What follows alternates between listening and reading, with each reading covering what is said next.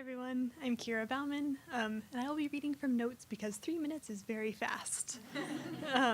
I serve on the board for the Association for Women in Architecture and Design, and I'm also a job captain at Barber Architects, which is a firm with emphasis on traditionally inspired design for modern living that is also good for our planet. And today I'll be talking about how we created an in-office continuing education program to promote engagement and accountability for the sustainability of our work. Next slide, please. Our 27-person firm has a long tradition of participating in LEAD education and volunteering with organizations like Tree People and Heal the Bay.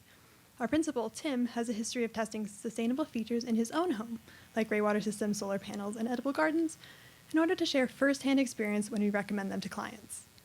While sustainability has always been part of our work, which includes new custom homes, renovations, and historic restoration, our studio has dedicated increased time and resources to education in the last several years. We wanted to find a new way to hold ourselves accountable for educating ourselves and our clients while making sustainable features inextricable from our design work. The program we created as an office, nicknamed TBAU, called on all levels of staff to participate, from entry-level to executive. We used office time to research and present a topic of our choosing. I took a deep dive into composting on a residential scale. My colleague Jim highlighted lessons from traditional architecture styles that effectively respond to their local climates. Job Captain Ben researched sustainable features we can incorporate into hardscape and landscape design. Our controller, Sharon, even researched actionable ways to decrease our paper and energy use as an office. Other presentations looked into things like embodied carbon, daylighting, and biophilic design. The first project I'd like to show you today is a GroundUp Residence that applies some of the lessons learned from TBAU presentations. Our brief was to build an unassuming home for a growing family that would fit into its Spanish colonial neighborhood. Our focus was to keep them comfortable in an energy-efficient way.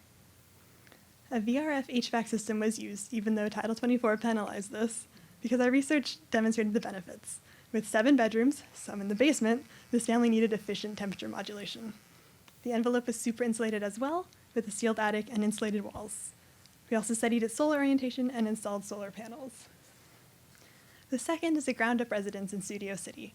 The clients came to us with an emphasis on sustainability from the get-go, and the project kicked off with deconstructive demolition.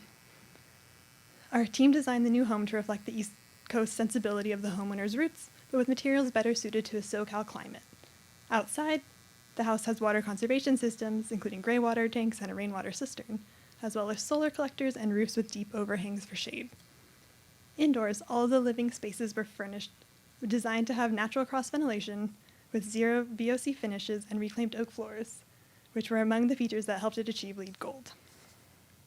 So my takeaway from the TBAU sustainability program is that it provided a way to integrate new research into the fabric of our work and empower all of our teammates to become leaders in this arena.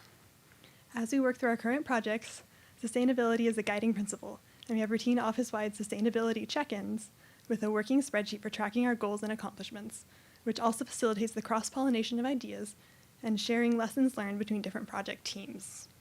Outside of the office, my colleagues and I bring our knowledge home with us, like Tim does, whether advocating for things like drought-tolerant landscaping and electric car chargers with our neighbors, or tearing out concrete and planting trees in our own backyards.